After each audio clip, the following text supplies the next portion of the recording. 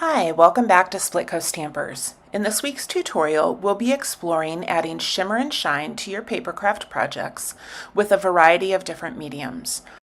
Our sponsor this week is Tonic Studios, and they've provided us with a sampling of supplies to create our projects.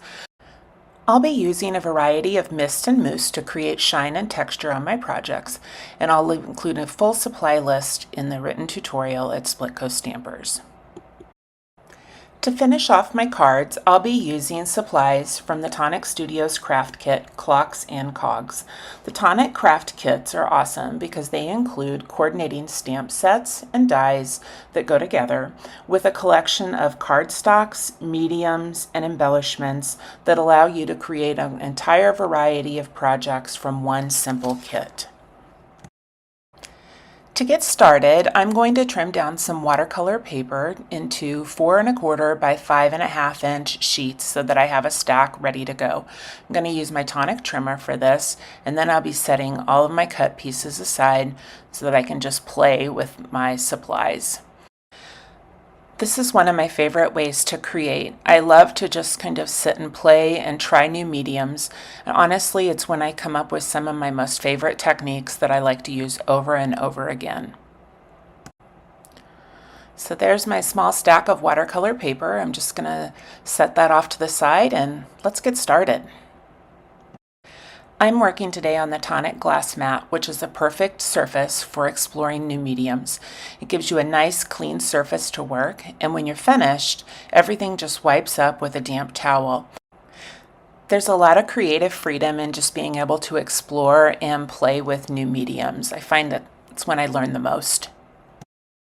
For my first project today, I'm going to be using the mica mists in the colors Pearled Ivory and Antique Gold. The mica mists are awesome because they contain a shimmer and shine that's uniquely engineered with mica powder and colored pigment, and they'll adhere to your surface when dry. Let's start with the Antique Gold. It's a beautiful, vibrant color, and I just love how it looked on the watercolor paper. I'm going to give it a good shake so that I can separate the mica and the pigment powder within the water solution, and then I'm going to start spraying directly to my watercolor paper.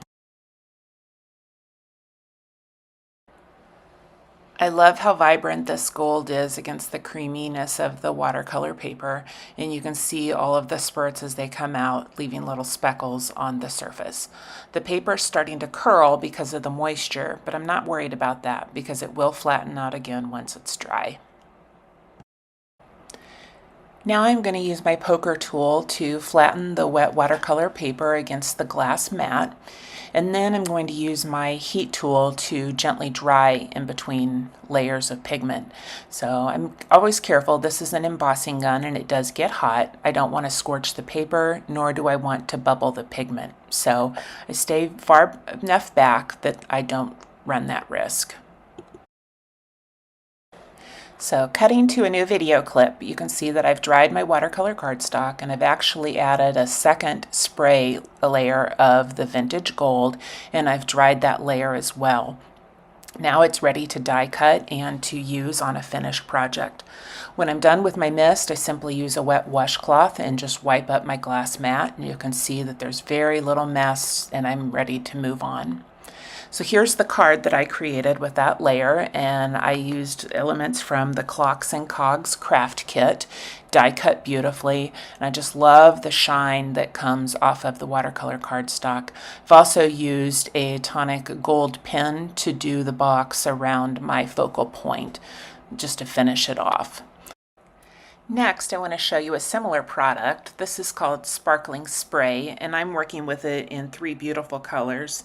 My colors are Marine Mist, Wispy Willow, and Peacock Plume. These are a silver glitter, and they are a water-based product, but they dry with a nice hard finish to them. Really fun, beautiful opaque color to your project. So with these, I'm going to work inside of a spray box just to show you how you can overspray and still make sure that you're not making a mess.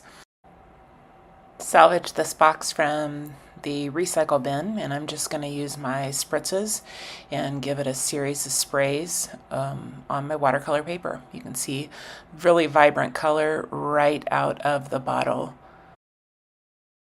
Here I'm going to add my second color, which is the Marine Mist, and then I will follow that up with some spritzes of the Wispy Willow, the different colors to see some contrast on the surface of the cardstock. See, that green is awfully beautiful and vibrant, comes out really strong. So you might want to test your spritzers when you're working with these and get a feel for how the spray is going to come out and have a feel for where it's going to land on your canvas before you start spraying. Okay, I'm going to finish this off with the deepest blue, which is this beautiful peacock plume color. I just loved adding this in. Okay, so I'm just going to move my little piece of paper to the middle of the box, and then I'm going to set that aside to dry. Now let me show you one that I created earlier today. Look at how beautiful and rich. This is a thick coating of the Shimmer spray, and I just love how it looks like hammered metal.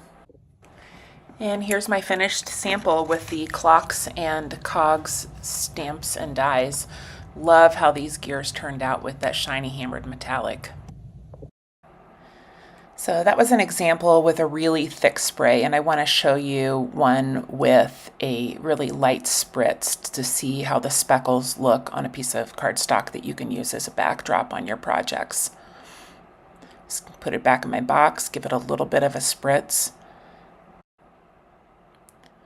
And there you can see it's really pretty. That shimmery blue with just a lot of white space showing through. I just love when I can do simple backgrounds like this that add interest to my projects. And I use the background here as a drop for a really fun shaker card. I use the clock die and the sentiment inside. It says time flies when you're having fun, so I use some bright vibrant colors, filled them with some shaker sequins and stars. Love how this one turned out. Okay, I have one more technique that I want to show you, and to complete the last project I'm going to use a stencil from the Clocks and Cogs kit. It's got a light spray of pixie spray on the back so that it's slightly tacky and it will hold tight to my paper, but it won't rip when I lift it up. And I'm going to be using the Nouveau Embellishment mousse in a beautiful pearl color. I just love tone-on-tone texture. It's one of the things that I use to create often.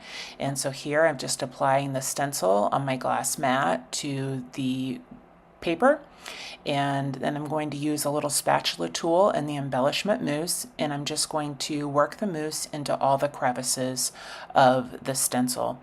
So this mousse is awesome. It can be used directly from the pot like I'm showing you here. It can also be watered down and used as a glaze on paper. So we're just going to work the mousse over the stencil until we've covered the full sheet of cardstock. This is going to be very tactile. It's going to have raised edges and really catch the light when it's finished. When I've covered the full stencil, put the lid back on the mousse. It will dry out. It's water-based products. I'm just going to wipe the spatula off on my rag, and then I'm going to lift the stencil away, and I'm going to set it aside to dry. Take about 15 minutes for the paste to dry in my studio, so not very long, but really pretty shiny effects. So I'm going to set this one aside and pick up one that I did earlier in the day, and you can see where I'm looking at it, and you can catch the light and the highlights from my studio lights. You can also see the texture in it. Really fun piece. And here's my finished card. Worked with some specialty papers, some decorative foils, and I have a really pretty card, and the sentiment on this one says it's time to celebrate. So I think of a lot of people that that's perfect for in my circle. And here's a final look at all of my projects. We've got a little bit of tone on tone, a little bit of texture, and a whole lot of shimmer and shine. Thanks again to our sponsor, Tonic Studios, and I can't wait to see what kind of projects you create and share in our galleries for this tutorial. See you next time.